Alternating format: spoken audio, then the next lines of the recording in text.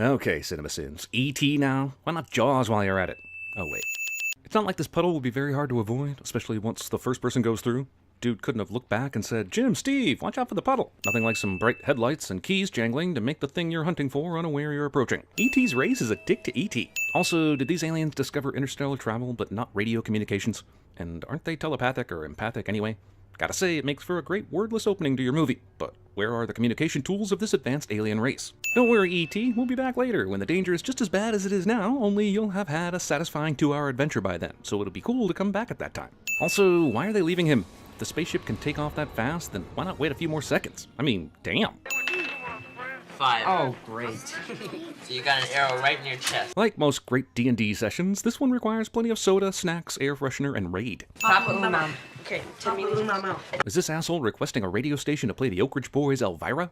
As a kid who grew up in Tennessee, when that song was popular, I'm pretty sure such a request is a hate crime. Plenty of sausage and pepperonis. Everything but the little fishies. The f*** are they telling Elliot what they want on a pizza? Isn't it ordered? Aren't they waiting for the pizza?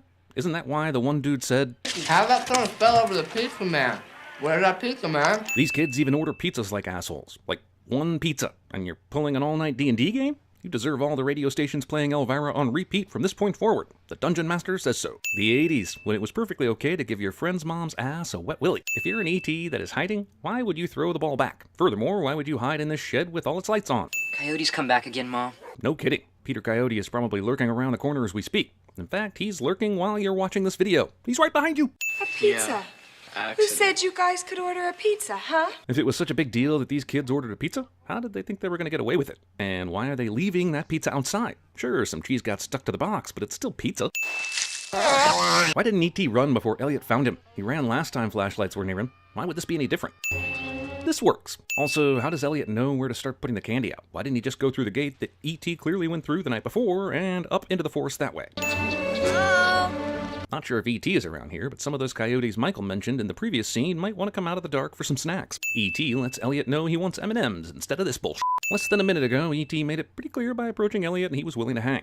Not sure why he needs this breadcrumb trail to get him to follow. As if E.T. knows he's going to be shot with a camera angle that will make him more mysterious, he reaches for the Reese's Pieces from the stairs, when just seconds ago he had no problem standing in front of Elliot. Probably because the lighting obscured his face just enough. I mean, he's a veteran of stage and film, so he knows how to play to the audience. Nobody in the house hears this. Elliot. E.T. is smart enough to know what Elliot is trying to tell him. He just don't give a f***. Coke. See, we drink it. It's a drink. You know, food. And here's a bunch of ants all over my room from all this food and drink I leave lying around. This is Greedo. And this is Lando Calrissian. They can even have wars. Look at this. Elliot's definitely in the Greedo shot first camp. How did E.T. get all those stuffed animals to form a wall around him? Unless there was a production assistant there to help him. This guy plays football and wears a Space Invaders t-shirt. Not to mention he plays D&D. Man, the girls in his school must be really confused on whether to date this guy. Also, if E.T. was in that closet all night, it's gotta smell, right? Those stuffed animals are probably covered with urine and feces. Look, I understand the reveal of Peter Coyote is going to blow everyone's mind. And his character is listed as Keys in this movie. But what's up with the f***ing Keys already? Why can't we show his face? Is he really all that mysterious? Good thing E.T.'s biological and digestive system is just like a human's, and he doesn't have any food allergies. The movie inspires an awful Atari 2600 game that I played for a ridiculous amount of hours back in the day. And you're such a Cinesupremist. Zero charisma. Cinesupremist. Nerd rap battle. Seems odd that Elliot gets to ride his bike to school, but Michael has to take the bus. And wasn't Mary driving Michael and Gertie to school the day before? How would E.T. have the wherewithal to hide amongst the stuffed animals like that? And furthermore, why would he be worried about Mary finding him anyways? He has no reason to think she's hostile or means him any harm. V8. From everything we've seen before this, Elliot has gotten the food for E.T. So how does E.T. even know where the food is or how to open a refrigerator door? So E.T.'s getting drunk, and by extension, Elliot gets drunk because of the bond they've made. So didn't E.T.'s buddies at the beginning of this movie know he was still alive and he was running towards the ship? Class, these are the cotton balls with the chloroform. Thankfully, a kind man was selling these right outside the school in his white van. He said any of you were more than welcome to stop by for free candy on your way out today. Look, I know E.T. and Elliot are connected by alien magic, but he'd also have to be controlling Erica Eleniak's movements to make this work. Look, just because I love it doesn't mean I won't sin it. And what the f is this asshole doing? This might be the first ever block turned into a assist. Apparently all the kids got on board with Elliot's plan to free the frogs, even though moments ago most of the frogs were being pushed into a glass case. And the teacher must have gone to bang that janitor or something, because he's nowhere in sight. Jesus, how many frogs did this teacher get for the class? If the kids just threw 30 frogs out the window and there's another 10 here, I'm guessing the school district has way too much money for frog purchases. Let's see, a blender, a pencil sharpener, a speak and spell, a radio, some aluminum foil, and a popcorn maker. This is an orgy of evidence that E.T. has no clue what the f he's doing. Gertie, I have to go pick up Elliot. Will you be a good girl? She's leaving Gertie by herself at 5? Mother of the year? Wait a minute, are you saying Gertie's room connects to Elliot's through this closet? So when we see the closet from this angle, we see everybody standing in front of a wall. And the exit to Elliot's room is on the right. On the left, there's a bunch of clothes hanging, and in front of them, E.T. is standing in front of a wall. So how is this closet possible? How is Mary the only one that never walks in on these shenanigans? Now I wish I would have listened in science. No kid says shit about science unless they are harboring an alien. So does this kind of closet have convenient adjustable blinds? I don't remember being able to do this with closet doors before. But then again, E.T. is about to build a space radio using a pencil sharpener, so maybe I shouldn't be surprised. You gotta love those 1980s visual effects. I know their mom is just assuming that's Gertie, but Jesus, does she not notice her daughter has shrunk by a full foot? The least E.T. could do is crane his neck to get the height right. Also, moments ago, we saw the G-men listening to the conversations in the house, meaning that the house is bugged. How the f*** do they not know E.T. is out with the kids right now? Method trick-or-treating. I love how this movie connects to Star Wars, and it's almost sin removal worthy, but I'm a dick, so in this universe, Star Wars movies and toys exist. Elliot showed E.T. his Star Wars action figures earlier, meaning this movie has effectively made Star Wars a documentary. Also, Star Wars is famously a long time ago in a galaxy far, far away. So how the f*** does E.T. know Yoda? I know in the Star Wars prequels we see E.T.s, so not that it really matters, but if I gave this movie the benefit of the doubt, I suppose it's possible E.T. read the Star Wars Silmarillion. Be back 1 hour after sundown, no later. Who the f*** gives an arbitrary time to be back like 1 hour after sunset? Is Mary afraid of vampires? Why wouldn't she just say be back at 8 o'clock like a normal f***ing parent? Keyes and his goons have been all over this forest every night, but conveniently aren't when Elliot and E.T. are right out in the open. Remove a sin for the famous moonshot, or add a sin for the Bruce Almighty moon? I guess I'll have to go with my gut and do the right thing. Elliot pedals his bike fruitlessly as a magic alien makes it fly. Yeah, we'd all pedal the bike even though there's almost no friction, but I'm sinning it anyway. I guess these assholes knew that Mary would be driving out of here at any moment, so that they could do their Men in Black in the now empty house. This Rube Goldberg space phone is actually working. Not only did the G-men know that Mary would leave the house, but that it would take just long enough to do all this in the house. Elliot managed to get into the house without the usual noises of a door opening and closing. Also, despite Elliot looking near death, he biked all the way back here. Run up and draw him a bath, quick, Gert. Why is Gertie the designated bath drawer? Make that lazy-ass Michael do it. He's older. But I guess she knows that Elliot needs Michael to go find E.T. later. I mean, wait. No one will remain seated during the exciting car follows bike at a safe distance and speed scene. I guess Keyes and his crew have been seeking out all the shortcuts preparing for a future chase scene. Also, has no one reported the mysterious car that's been creeping through the neighborhood every night for the past week? Why are the tires squealing? Dude's going maybe 5.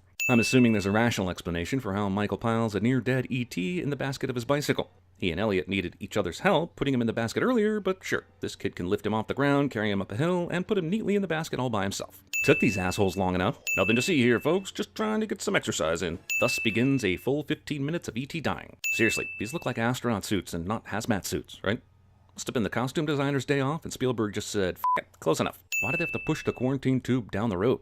Why don't they have their equipment right in front of the house? Sure, it makes for a dramatic shot, but it also adds unneeded strain to workers who are probably already stressed out from learning Donald Trump will be president in 35 years. Meanwhile, Elliot's neighbors are conspicuously quiet during the government raid. Ah, Peter Coyote! He doesn't have 4 nucleotides like we do. He has 6. Yeah, but how many midichlorians? Did you count those? What about his thetan levels? How's the boy?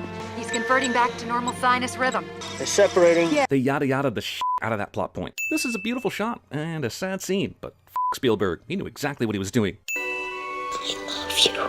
The power of love brings E.T. all the way back from the dead, as if he didn't feel it until Elliot said it. E.T. phone home. Gotta say, the 5-year-old in me is removing a sin for this. Does this mean they're coming? Yes. How does E.T. know what that means?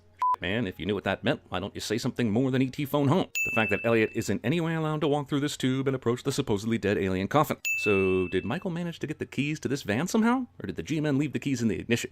Get the bikes! Meet us at the playground at the top of the hill! Mike screams his instructions to his friends loud enough so everyone knows exactly where they're going. If E.T. 2 were ever made, Michael would be in jail the whole time, serving his consecutive life sentences for the 2 doctors he brutally murdered. Jeez, all these government agencies and they can't stop this car from backing out of the driveway. Let's split up! What is that gonna do?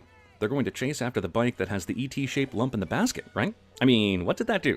None of the cars can follow any of those bikes, so what did separating get them? The sun is sinking at an alarming rate, guys. I think with this and the moon, we should probably start recycling more. Be good. Yes. She doesn't. Come on, dude. Do you know how much bullshit we went through to come back? Get your ass on this ship, doofus. None of the other G-men managed to make it to this clearing, despite knowing where the alien UFO landed the first time. Maybe on its next visit, E.T. will have learned the art of f***ing giving people a warning before you stick that penis-shaped glowing finger in their face.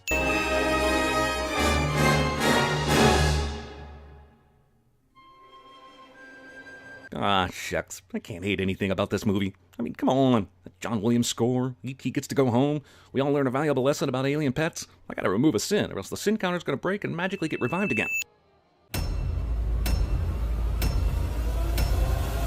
Uranus, get it? Uranus.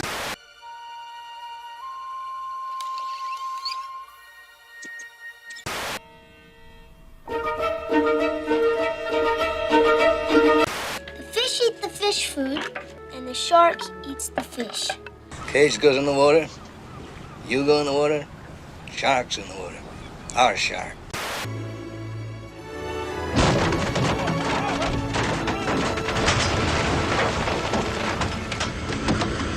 Oh, the frogs falling from the sky. MacGruber, making life-saving inventions out of household materials. MacGruber. Wow, a lot of people have pools. You stay. I go.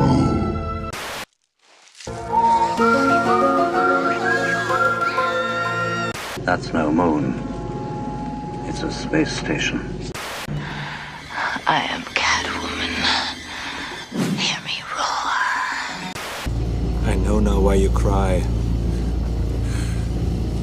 But it's something I can never do.